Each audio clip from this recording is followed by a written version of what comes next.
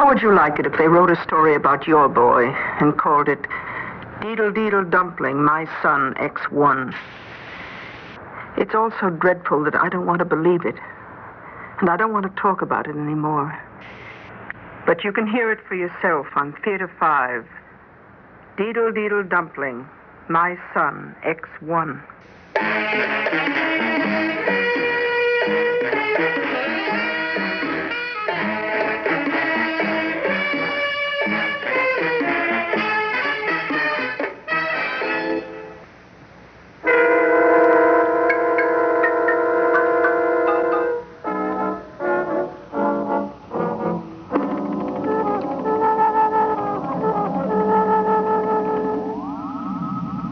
It was the faint hum of the blue-green glow that first drew me to the baby's room that night.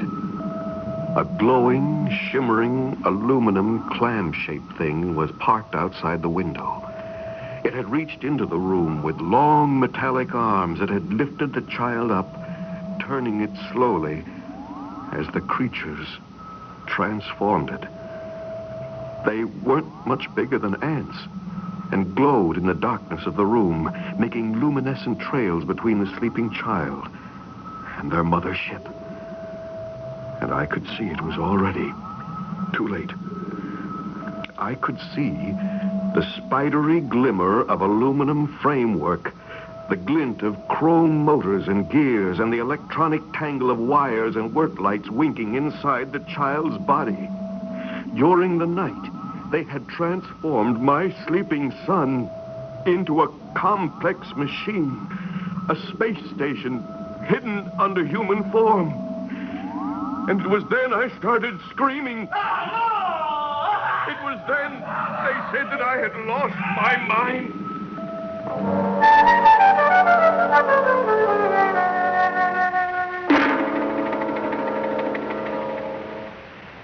Dad, can I have the car?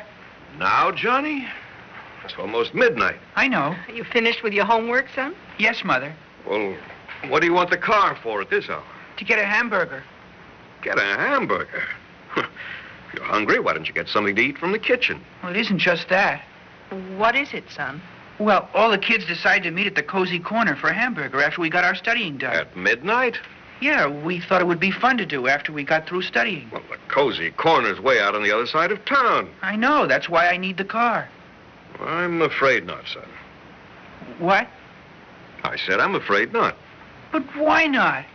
Well, the other kids are going to be there. Their dads are going to let them take their cars. Well, I don't care what the other kids' fathers are going to do. I don't feel that letting a 17-year-old boy drive all the way across town at midnight for a hamburger is a reasonable request. Especially when tomorrow's a school day, and especially not on the spur of the moment like this. But all the other kids are going to be there. Well, you're going to have to resign yourself to the fact that all the other kids are going to be a lot of places that you're not going to be. Oh, Mother. John, I don't think it would hurt. Just this once. All the other kids will be there. I don't care what all the other kids are doing. Paul, I think it's important that John be with the other children as much as possible. Well, so do I. I don't think a teenager driving around at midnight is normal behavior. Well, the other kids do. I don't care what all the other kids do. I don't think Johnny's request is unreasonable. I do. Whatever you may think, I believe you have to deal with it in a rational manner. I am being rational. And stop raising your voice. I am not raising my voice. Oh, please, Dad. No, no, no. How many times do I have to say it before the word becomes clear around here? What's that? What's what? Don't you hear it? Hear what? I don't hear anything. Paul, sit down. You look as white as a sheet. Dad, can I have the car tonight? Yes. Yes, go on, take it.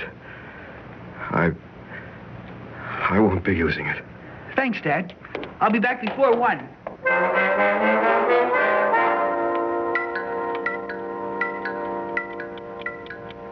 Oh. Paul? Paul, where are you? Shh. Over by the window. What are you doing over there? Go back to bed. He's out there. Who? Our son, John. Oh, what's he doing? He's just sitting out there staring at the stars. Well, tell him to come in. It's after 2 in the morning. He's been sitting in that same position for over an hour now. Well, maybe he's fallen asleep. No, he's got his eyes wide open staring up at the stars. Well, what do you suppose he's doing? He's communicating with them again. Oh, Paul, let's not start that. His eyes are fixed, wide open. His head is like a stone. His whole body is as immobile as a machine. Paul. I tell you, he isn't human. Paul, come away from that window. He's not a human being at all. He's an outcast from outer space. Paul, do you hear me? Come away from that window. You don't believe me, do you? Oh, Paul, we've been all through this before. You didn't believe me then, and you don't believe me now. Paul, it's all too fantastic. I tell you, I saw them that night working on him in his crib. Paul. I saw how they'd taken him over and replaced portions with an interior of metal. Paul, please. I tell you, he's not a human being at all. Oh, I know he's built to look and feel and grow like a normal boy on the outside. But on the inside, he's all gears and wires and motors. Paul, please. We've been all through this before, and you know it isn't true. I saw it.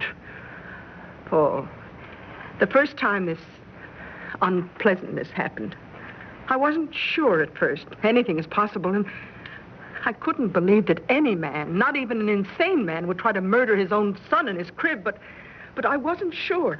So I took him to every pediatrician I could find. He was tested by specialists. He was x-rayed, electroencephalographed. His blood was tested. He was measured by anthropologists and psychologists. He was found normal in every way. You read the reports, you know it.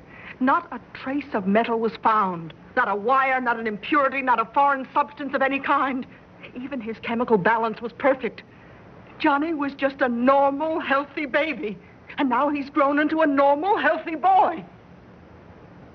What would you say if I told you that right now, right this very minute, he's sitting in the car with his head thrown back, his eyes fixed on the stars, and that right this very minute, there are 2 blue-green rays of light coming from his eyes, probing the sky. Now, Paul. Don't take my word for it.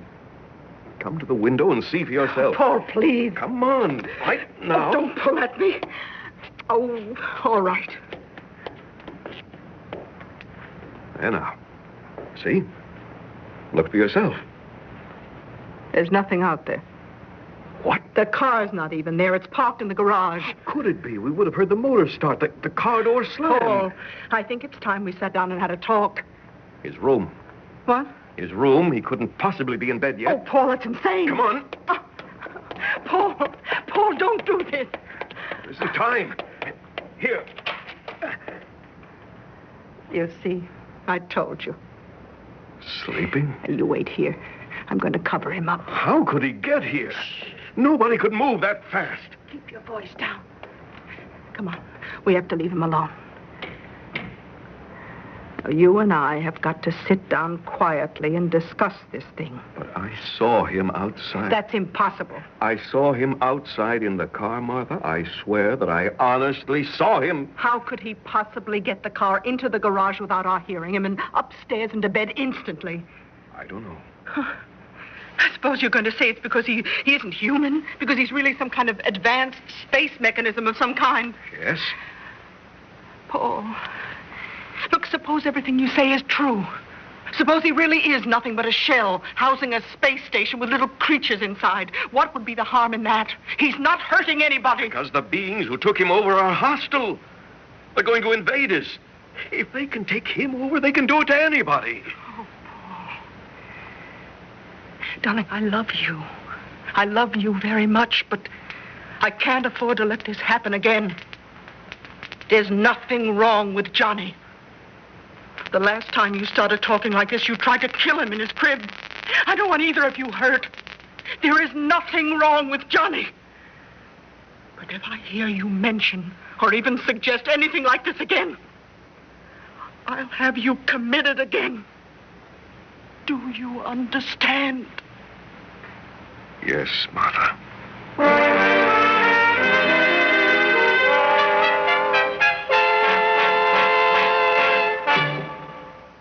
We'll return to our drama right after this message. Students, students, we're going to talk about how to inhale a cigarette the way real smokers do. Now, watch me closely. Oh, that's good. Now, I hope you noticed I took a deep drag.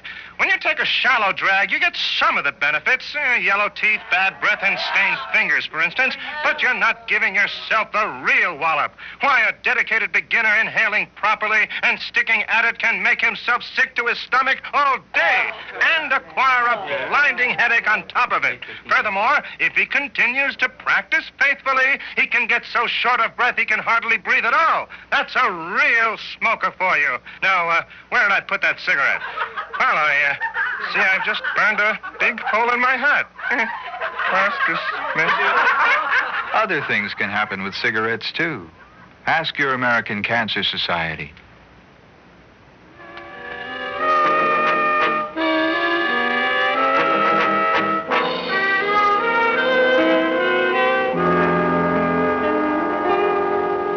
Good morning, dear. You're late. You won't have time for breakfast. It's all right. All I want is a cup of coffee this morning. Hey, Dad, you gonna have time to drive me to school? Drive you to school? It's only 10 blocks. Why can't you walk? When I was your age, Oh, I know. You used to walk 3 miles to school both ways. Young man, I will not tolerate rudeness. Paul, John didn't mean it the way it sounded, did you, John? No, Mother. Johnny knows it's out of your way to take him to school, but he's late this morning. If he got up earlier, he wouldn't be late. Paul. I'm sorry. Gee, if I had a car of my own, it wouldn't be any problem at all. Well, now that's strictly out of the question. But all the other kids have cars. I don't care if all the other kids are tattooing their faces green this year. A car of your own is out of the question. Paul, what is the matter with you this morning? Just because you don't want Johnny to have a car is no reason for you to lose your temper. You have to keep better control of yourself. I don't know what's wrong with me this morning. Come on, Johnny boy, we're late. On the way out to the car, I tried to get my feelings under control. He seemed so normal that I couldn't believe what I had seen the night before. But I had seen it. Or had I? Maybe I was losing my mind. You know, Jimmy Martin's dad is getting him a 1954 Super Convertible. I've always admired Jimmy Martin's dad myself. And Billy Hodges is getting a 1959 Jeep. Where's he getting the money? His mother gave him $200 for his birthday. He's got to earn the rest. Good for him. Wish somebody would give me $200 for my birthday. If I earn the money myself, can I have a car? No, Why not? because it's been statistically proven that when a teenager gets a car, his grades automatically go down. But I need it for my work. What work? You know, I heard you and Mother talking last night. Well, could you? Your door was closed. We were in our room. I think you'd better turn left here. We have some things to discuss. Well, I have to get to work. You're not going to work today. Don't tell me what I am and am not going to do. Before my eyes, a strange thing happened to my son, John. All his natural motion stopped, and his head turned toward me like a heavy machine rotating on its own axis. His eyes became fixed and glazed and gave off a blue-green glow. His jaw and mouth moved. His voice spoke, but the words he used were not his own. Good morning, Mr. Ambler. May I extend my congratulations on your powers of deduction. Who are you? Ixblix Ion, Officer Commanding Space Outpost X1, at your service, sir.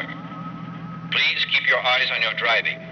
It would not be expedient to have an automobile accident at this time. You can see me? Oh, yes, perfectly well. We are standing behind the windows of your son's eyes.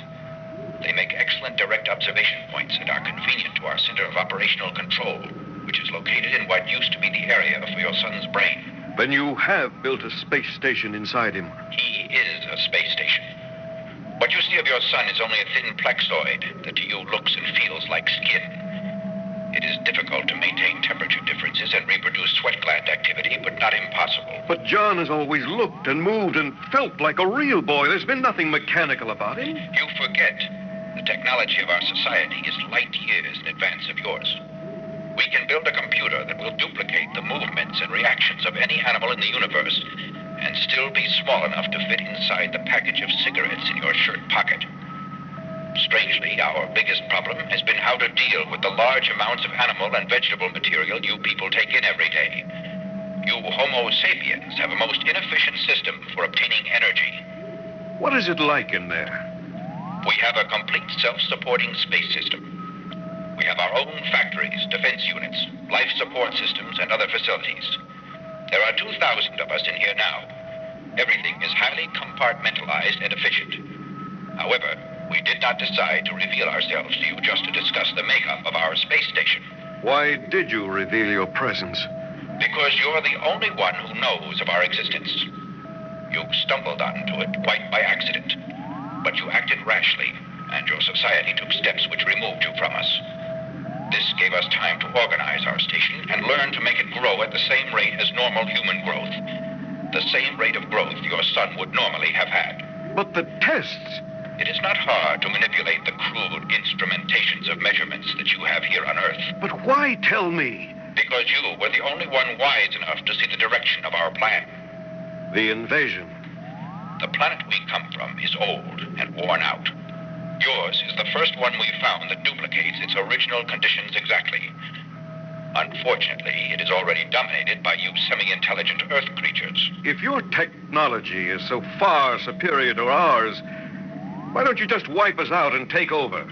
Because you have one element that we are extremely vulnerable to. We cannot reveal ourselves until we are ready to operate in strength. Until that time, we will bore from within. Your son's form was the first human we took over. You or your wife will be next. Within 10 years, we will have infiltrated half the human population. At that time, we will destroy the remaining half, discard these confining shells, and build our own world. You say we have something that can destroy you? Yes. What? The atomic bomb? Oh, no. Something far more elemental than that. What would it be?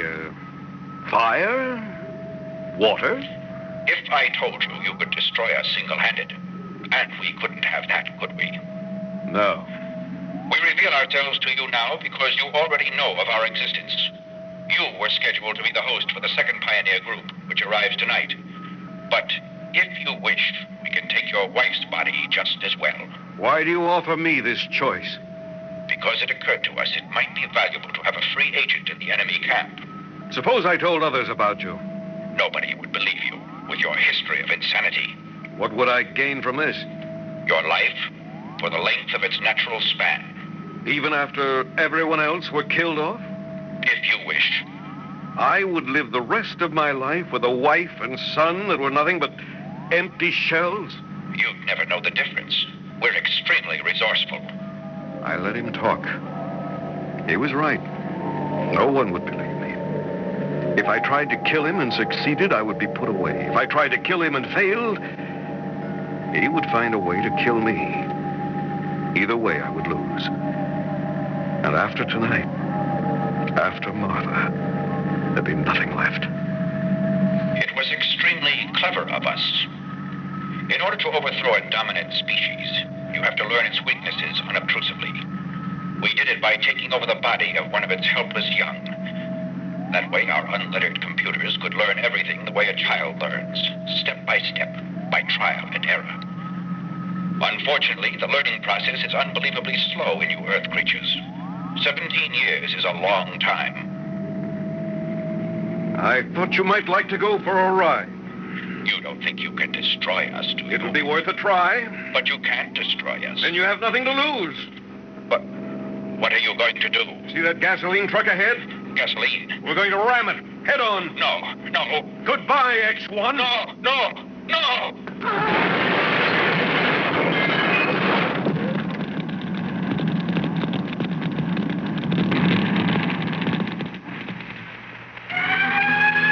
Try to get control of yourself, Mrs. Ambler. We'll be there in a few minutes. Consider yourself lucky to have one of them survive that crash. Yes, but is he all right? He isn't burned or anything. Not a scratch on him. It's miraculous. He must have been thrown clear of the car, away from the fire. But Will I be able to talk to him? Oh, I don't know if he's conscious. The doctor says he's suffering from shock. Here we are. All right, let her through. Please. Oh, darling. Oh, my darling. Are you all right? It's all right. I'm here. I'll take care of you. Can you hear me? Can you answer me? Hi, Mom. What's new?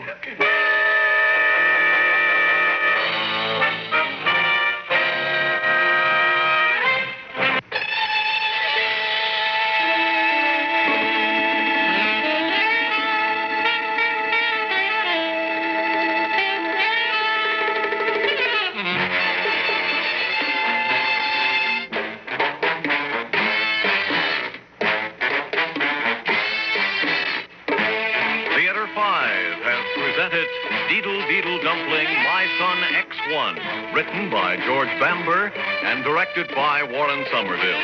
In the cast, Bryna Rayburn, William Griffiths, William Mason, and Peter Fernandez. Audio engineers Neil Pultz and Marty Folia. Sound technician Ed Blaney. Script editor Jack C. Wilson. Original music by Alexander Vlastotsenko. Orchestra under the direction of Glenn Oscar.